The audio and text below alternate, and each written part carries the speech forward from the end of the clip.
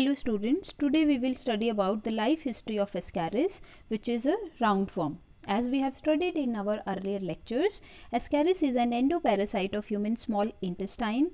It is an unisexual organism, and male and female organisms, they can be distinguished from each other morphologically, which is termed as sexual dimorphism. Ascaris is a monogenetic parasite, which means that for completing its life cycle, it requires only one host, which is man. So now taking up its life cycle, as we know that adult worms, they are present in the small intestine of host. This is the site where copulation it takes place, and during fertilization the male gametes or the spermatozoa, they are deposited into the female reproductive system through the female genital aperture or vulva, and finally they reaches this lower part of the uterus, which is termed as the seminal receptacle. And then from this female Ascaris ovary, through the oviduct ova, they come and they also reach the seminal receptacle, and this is the site where fertilization it takes place and zygote they are formed. And then immediately after formation, zygotes they get surrounded by three protective coverings, and a zygote surrounded with these protective coverings is now referred as the capsule. So this is the diagram of an capsule of a capsule. This is the surface view and this is a section. In the center is present the zygote, and then are these three protective covering. The innermost is primarily made up of the lipid, so it is termed as the lipoid layer. The middle layer is the chitinous layer, and the outermost layer is secreted by the uterine wall, and it is primarily made up of protein, so it is termed as the protein layer. So these with the help of these protective coverings, these capsules they are highly resistant in the open environment. And Ascaris is a very prolific breeder. You can imagine this with that in a single female in its both uteri at a time, it can have approximately 27 million or more than 2.5 crore capsules at a time. So this much prolific breeder Ascaris it is. But these for further development, these capsules they must come out of the body of the host, because for further development it requires a particular environment. It requires comparatively low temperature and comparatively high oxygen concentration, and such conditions they are not present in the intestine of man. So it must come out in the open environment. So for that purpose the laying of capsule is very important, and for capsule laying, first of all through the female gonopore, these capsules they come out of the body of the female Ascaris, and then they reach into the host's intestine, and from there with the host feces it finally comes into the open environment.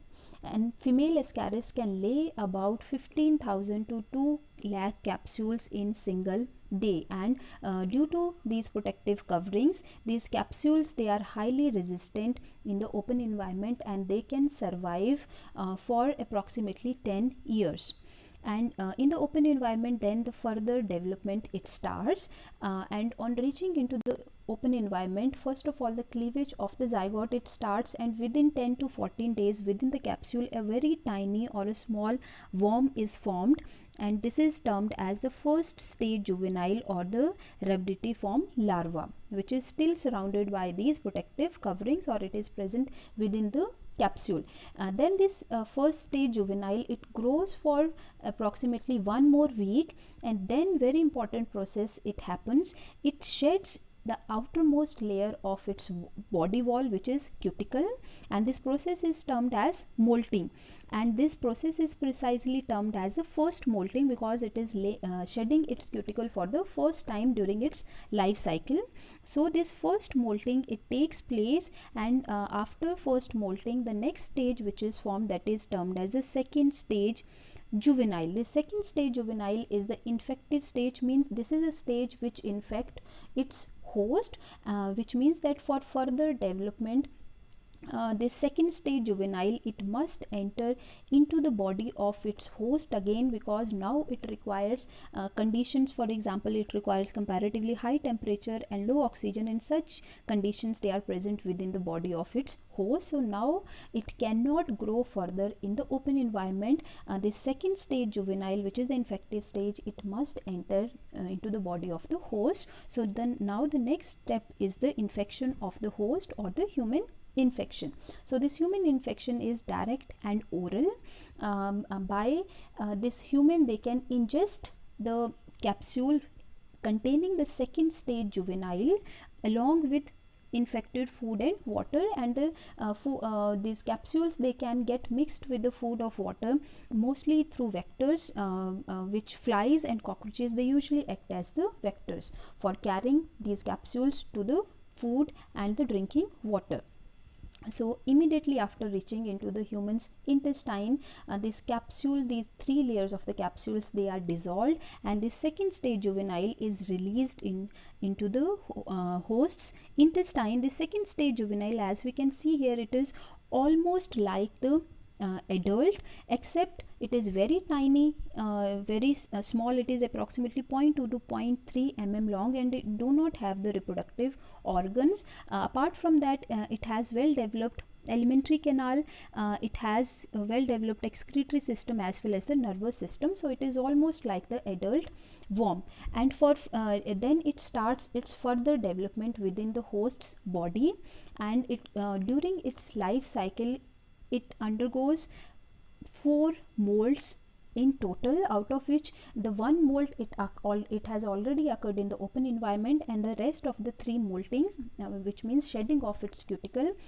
it occurs within the host's body, and it takes approximately 2 to 2.5 months more to become this second stage juvenile, or to change it into a adult or mature worm. So now let us take a look at the further life cycle of the Ascaris. Rather, this is a graphical representation of the complete life cycle of Ascaris, where we can see that the life cycle, it starts with this adult worms which are present in the host intestine.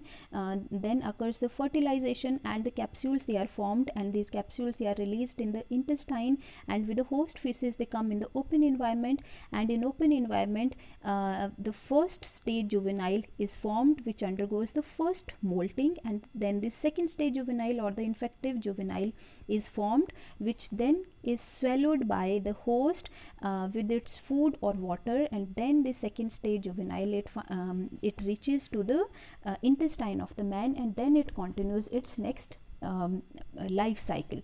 So first of all, this second stage juvenile, after getting released from the capsule in the host's intestine, it bores the intestinal wall of the host, means it enters into the, it is very tiny worm, and it enters the intestinal wall, and in the wall of the intestine, numerous blood vessels, they are present, and it enters one of the blood vessel, and it finally enters the circulatory system of the host, and then through blood, precisely in the intestinal wall, it enters the hepatic portal vein, and then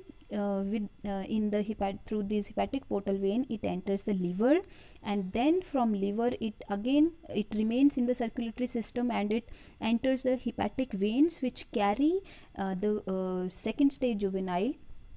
With blood, it enters the heart. So after heart, the second stage juvenile, it now reaches the lungs through the pulmonary arteries or through the pulmonary capillaries. So in the lungs, it stays for few days, and it undergoes 2 moltings. So this second stage juvenile, in the lung alveoli, it settles in the lung alveoli, and it undergoes its second molt.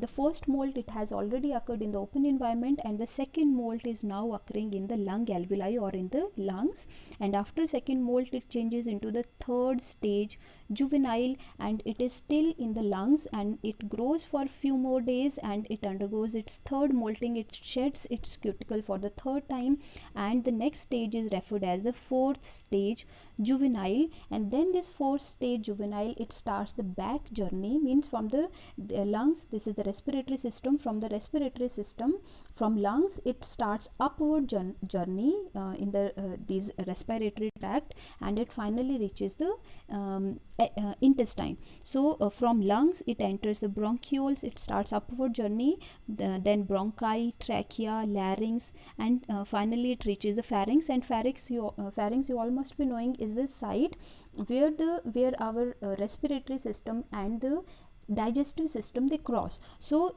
on reaching lungs, then it enters the alimentary canal or the digestive system. From pharynx it enters into the esophagus, then into the stomach, and ultimately it reaches the intestine. And on after reaching the intestine, then this fourth stage juvenile, it undergoes its fourth and the final molt, and the next that worm is formed, that is still very small. It is 2 to 3 millimeter in length, and it is termed as the young worm. It is still not mature. Then it grows further for approximately 2 months, and finally this young worm it converts into the adult worm, which can be male or the female, and then this whole life cycle it can be repeated again. So this graphical representation is depicts the whole life cycle of the ascaris. There is one more thing which you have to study in this topic, is the effect of ascaris on its host, or the pathogenicity of the ascaris. The infection of ascaris to man is generally termed as ascariasis, which is generally characterized by abdominal pain, indigestion, weakness, anemia, etc. And these symptoms they are comparatively more prominent in case of children and weak adults. Apart from that, ascaris it usually it also secretes some toxins which can cause irritation to the intestinal mucosa, and it can also impair the digestion process. In case of heavy infection, ascaris they can even block the intestine. About 100 worms they are known to plug the intestine completely, and this can even result in the death of the individual. Sometimes worms they can migrate into adult worms, they can migrate into the appendix or through bile duct into the liver, where they can again cause injury to these organs, to the appendix or to the liver. And as we know that during its life cycle, these worms, the juvenile stages of the worm, they enter into the various body parts like the blood vessels, liver, lungs, and other parts of the respiratory system. So during this period, these juveniles they also cause damage to these body parts. And then comes the control measures of the ascariasis, out of which most important amongst which is the proper disposal of the human feces by underground sewerage system, so that the capsules they cannot be accessed by the vectors and they never get mixed with the human food or the drinking water. And other control measures they include the general personal hygiene practices, for example washing hands, washing eatables or covering eatables, etc.